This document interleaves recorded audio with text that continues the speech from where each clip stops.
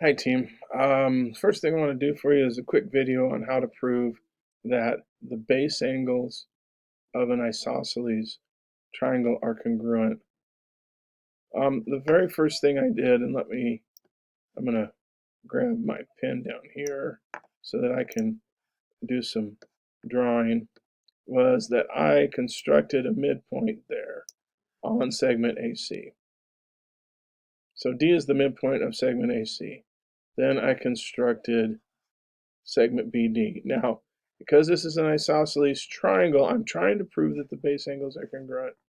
What do I know? Well, the definition of isosceles triangle says that I have that side and that side are congruent. Okay, so we know that AB and BC are congruent because of the definition of an isosceles triangle.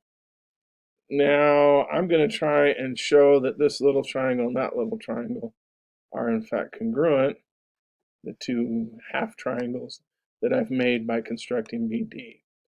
Well, what's something else I know? Well, because I found the midpoint of AC, I know that AD is congruent to DC. That seems pretty good, right? That's by definition of a midpoint. I also know that this segment BD is congruent to itself by the reflexive property. Look it up, it's a great property.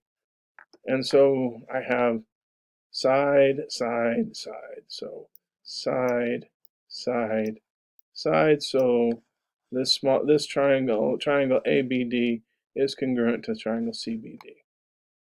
Now, there's this little thing called corresponding parts of congruent triangles are congruent.